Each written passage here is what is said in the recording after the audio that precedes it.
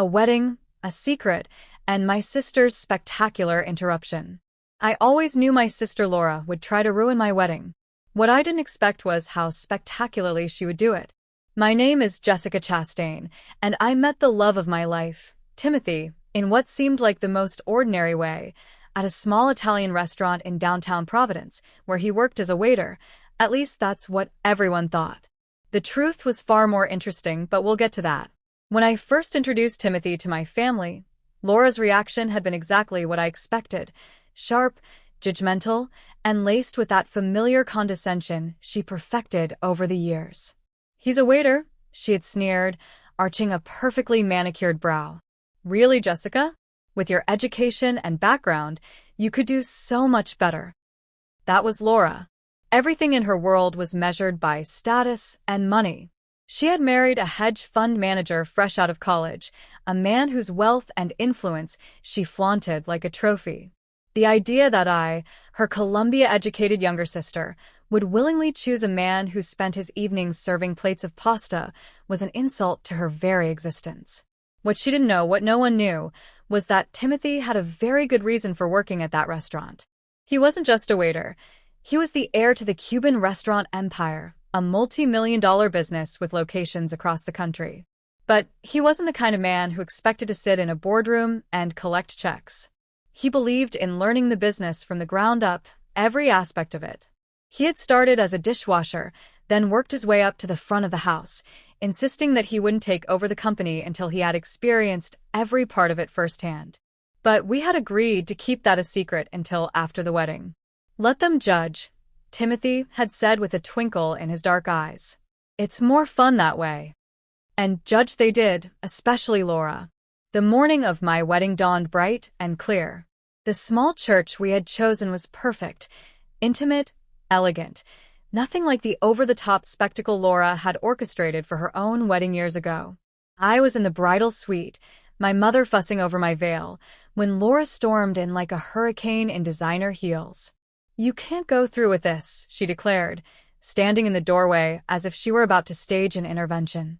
She was still wearing her expensive dress like armor, her face a mixture of desperation and fury. I sighed, already exhausted. "Laura, not today." "Do you even know what people are saying?" she pressed on, her voice rising. "That you've lost your mind, that you're throwing your life away for some waiter." My mother, who had grown increasingly weary of Laura's dramatics over the past few months, finally had enough. "The only person saying that is you, Laura," she said, her tone firm. Laura turned to her, exasperated. "He probably just wants her money. He's using her." I let out a short laugh. If only she knew. I could have shut her down right then and there, could have told her that Timothy was worth more money than her precious hedge fund husband, and that his family's business brought in revenue numbers that would make her head spin. But I didn't, because I didn't need to. Timothy loved me, and I loved him, and in just a few short hours, nothing Laura said would matter anymore. The wedding drama no one would ever forget. I couldn't help but laugh. The idea that Timothy was after my money, when my modest teacher salary was nothing compared to his hidden billions, was almost comical. But Laura didn't take my laughter as amusement. She saw it as defiance. "Fine," she snapped, her perfectly manicured nails digging into her designer clutch. "Ruin your life, but don't come crying to me when you're living in some cramped apartment above a restaurant."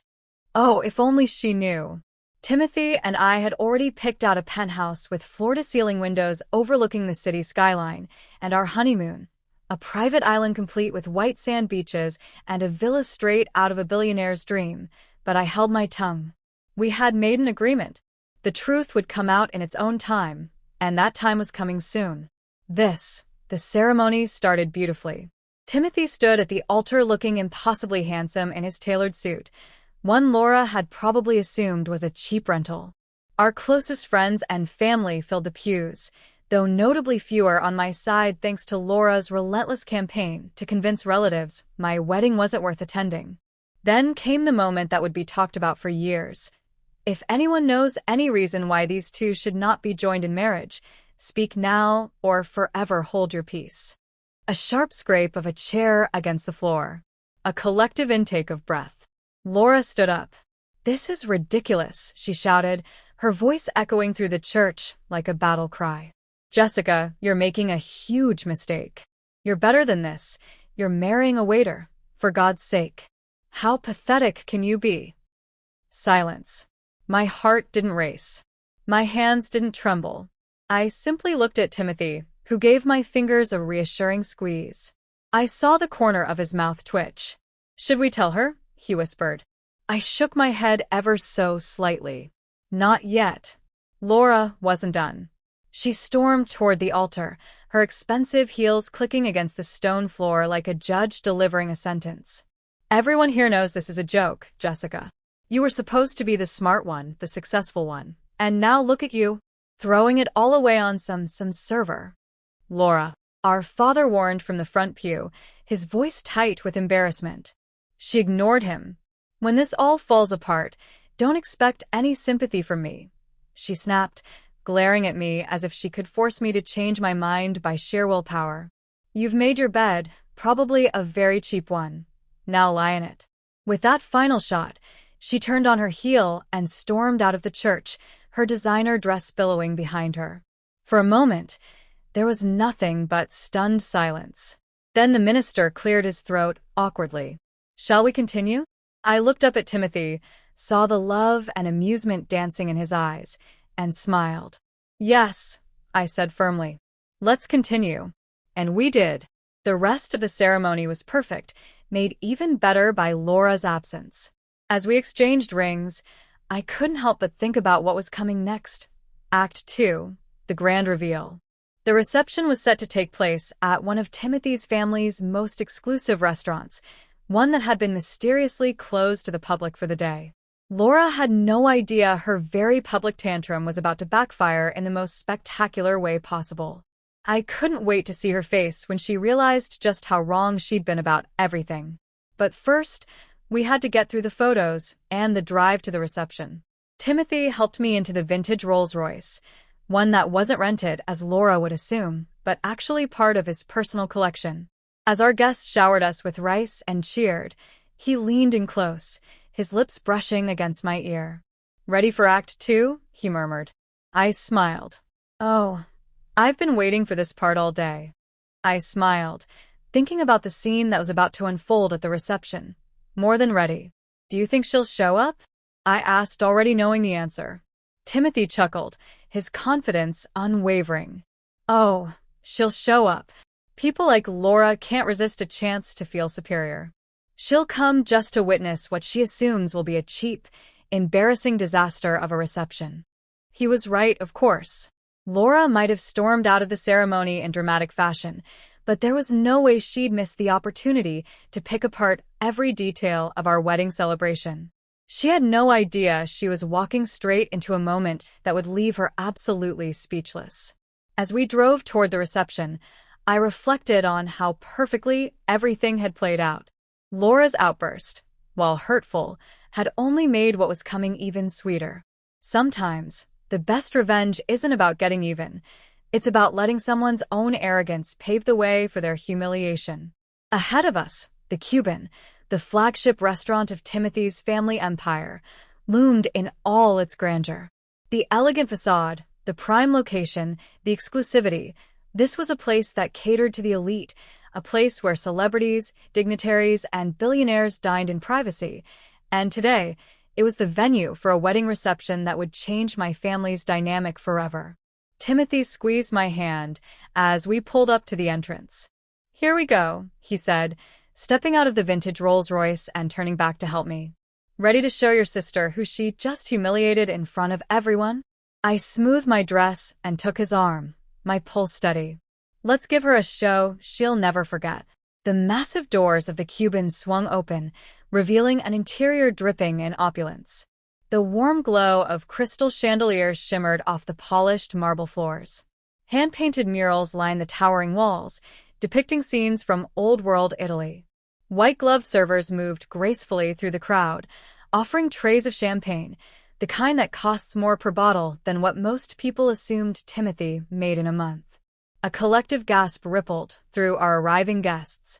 "This must be a mistake," I overheard someone whisper. How could they afford this place? And then, right on cue, Laura arrived. She was fashionably late, of course, likely expecting to walk into a budget banquet hall with plastic centerpieces and buffet trays. Instead, she stepped into the Cuban and froze. Her perfectly made-up face twisted in confusion as she scanned the room. "There's been a mix-up," she declared loudly, approaching me with suspicion. "This is the Cuban. They don't do wedding receptions, ever?" Timothy appeared at my side, his expression unreadable, but his eyes full of quiet amusement. "They made an exception," he said smoothly. "For family." Laura barely had time to process those words before an imposing figure emerged from the crowd. Mark Cuban, the patriarch of the Cuban restaurant empire. A legend in the industry, a man so notoriously private that seeing him in public was almost unheard of, and yet, here he was, walking straight toward us. Laura's eyes widened as the elderly man reached Timothy and pulled him into a warm embrace. My grandson," Mark said, his voice rich with pride. "Finally married to his beautiful Jessica." Silence. Complete, absolute silence. Laura's champagne glass slipped from her fingers, shattering against the marble floor. "Gee, grandson," she choked out, her voice barely above a whisper. Mark turned to her, his sharp eyes sizing her up. You must be the sister who caused such a scene at the church," he said, his tone pleasant but edged with something unmistakable. "Tell me, what was it you called my grandson again? Some server, wasn't it?" Laura went pale. Her mouth opened and closed, but no words came out. The realization hit her like a freight train. Timothy wasn't just some waiter. He was the heir to one of the most powerful restaurant empires in the country. The Cuban group owned hundreds of high-end establishments across the globe, as well as luxury hotels, vineyards, and prime real estate. And she had just publicly embarrassed herself in front of all of them. I stood there watching it all unfold, feeling no need to say a single word because at that moment, Laura finally understood just how wrong she had been. And there was no sweeter victory than that. I didn't know," Laura stammered, her face pale. Mark raised an eyebrow and spoke calmly. "Maybe next time, you'll remember that true class isn't about what someone does for a living, it's about how they treat others." Timothy squeezed my hand as Laura stood there frozen in embarrassment. Around us, guests began whispering as they pieced everything together. The simple wedding ceremony followed by this grand reception, the so-called waiter, who was actually the heir to a restaurant empire. Laura finally found her voice. "Why didn't you tell me?" she demanded, her tone a mix of anger and disbelief. "You let me believe you, let me make a fool of myself." I met her eyes, my voice calm but firm. Would it have mattered? Would you have treated Timothy differently if you had known who he really was? She didn't answer. "That's exactly why we didn't tell anyone," I continued. "We wanted to know who our real friends were." Laura's face twisted with frustration. "But I'm your sister." "Yes," I said, holding my ground. "Which makes your behavior even worse. You couldn't even be happy for me unless you approved of my choices, based on social status." Mark cleared his throat. "If you'd like to leave, no one would blame you. You've already provided enough entertainment for one day." Laura's face turned deep red. She glanced around the room, realizing that everyone was watching her. The same people who had witnessed her dramatic outburst at the church were now seeing her embarrassment unfold in real time. She lowered her gaze. "I should go," she muttered. Then, to everyone's surprise, Timothy spoke up. "Stay." All eyes turned to him. "Stay. Enjoy the reception," he said sincerely. "Think of it as a chance to start over, to see people for who they are, not what they own or what they do for a living." I looked at my husband with pride. Even after everything Laura had done, he was still showing more kindness and grace than she ever had. Laura hesitated, looking down at the shattered glass at her feet. Then slowly she nodded.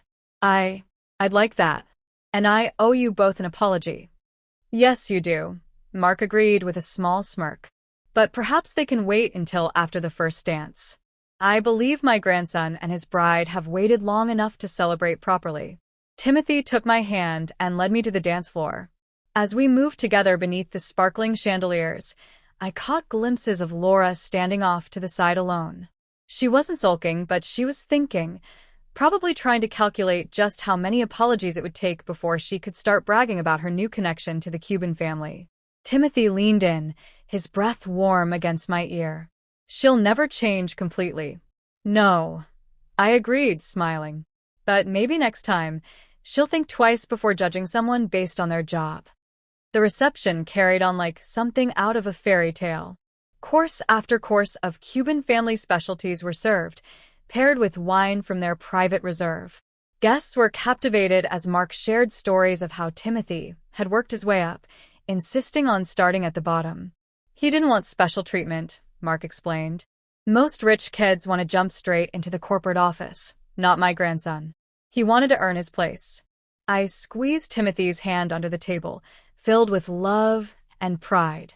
He had never needed a title or wealth to prove his worth, and now neither did I. I watched Laura's face as she finally realized just how wrong she had been. The waiter she had dismissed so easily had more work ethic and humility than her wealthy hedge fund husband ever had. As the night went on, I noticed her trying to approach us several times, probably to apologize or do some damage control, but each time, someone else would step in wanting to share a story, offer congratulations, or simply enjoy the night with us. Laura's social punishment would last a little longer. After all, she had spent months making me feel small. A few hours of humility wouldn't kill her. Besides, we had other things to focus on, like the honeymoon villa waiting for us on the Cuban family's private island. But that was a surprise for another day. For now, I was happy to dance with my husband, surrounded by people who loved us for who we were, not what we owned. And if my sister learned something from all of this, well, that was just icing on our very expensive wedding cake. 1 year later, life settled into a new rhythm. Timothy and I moved into our penthouse overlooking Providence Harbor. I continued teaching, while he took on more responsibilities within the Cuban group. We kept things simple, just as we always had. But Laura struggled with our new dynamic. "You could at least let me host a proper housewarming," she complained one afternoon, looking around at our minimalist decor. "This place deserves to be shown off." "That's exactly why we don't show it off," I replied. "Some things are better kept private." She didn't understand. For the past year, she had been trying to rebuild her reputation, dropping the Cuban name whenever possible.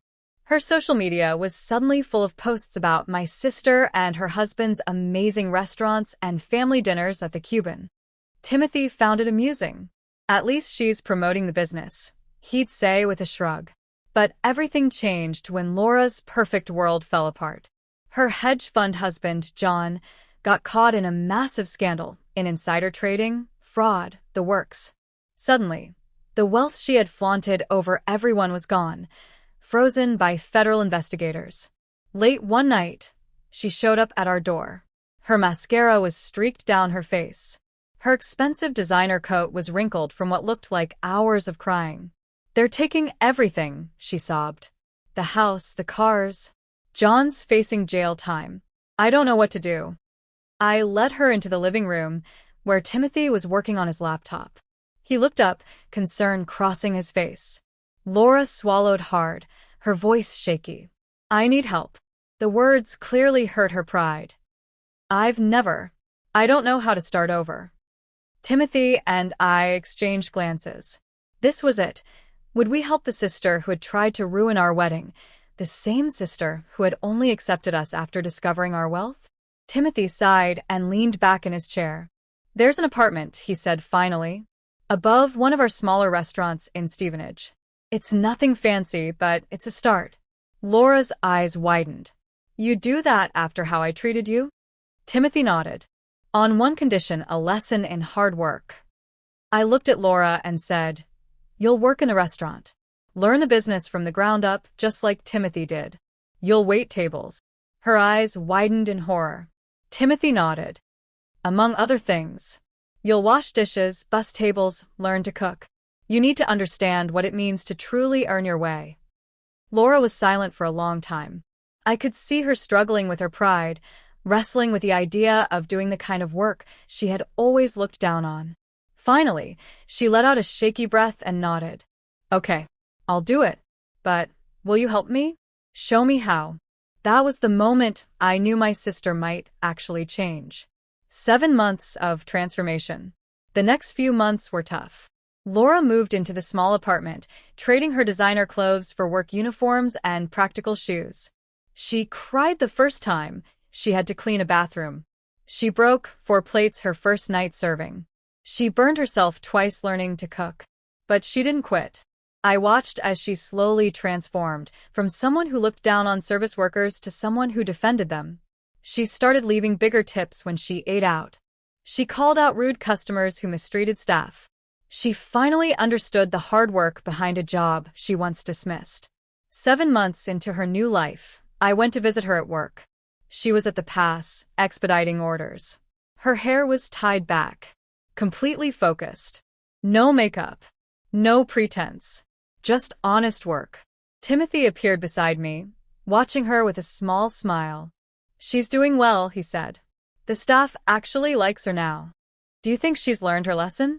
I asked. Timothy chuckled. I think she's learned several. Want to tell her the other news? I nodded, waiting until her shift ended. The biggest surprise yet. Laura joined us at a corner table, exhausted, but somehow more real than I had ever seen her. Timothy leaned forward. How would you feel about managing this place? He asked casually. Laura blinked. Her eyes widened. What? You've worked every position. Earned the respect of the staff. The manager is moving to our new location in Milwaukee. The job's yours if you want it. Laura looked at us, clearly overwhelmed. But why, after everything? I smiled softly. Because you proved us wrong. We thought you couldn't change, that you'd always be the person who cared more about status than substance. But look at you now. Her eyes filled with tears. I was awful to both of you. I let money and status blind me to what really matters. Timothy nodded. And now? Laura took a deep breath, then smiled. A real, genuine smile. Now I finally see what matters. I know now that what really matters is who people are, not what they own or what they do for a living. That night, as Timothy and I walked home, he squeezed my hand. Your sister finally found her way. I smiled. Our way, I corrected. The hard way, the honest way. Timothy chuckled. Think she's ready for the family reunion next month, when everyone finds out she's managing one of our restaurants? I laughed, picturing Laura standing at the fancy gathering, probably wearing her Cuban restaurant uniform, unbothered by the judgment of the people who once admired her for all the wrong reasons. I think she's finally ready to be herself, no matter what anyone thinks. And that, more than anything else, was the greatest victory. Not the big reveal at our wedding, not the moment she realized she had been wrong, not even watching her struggle and learn from her mistakes.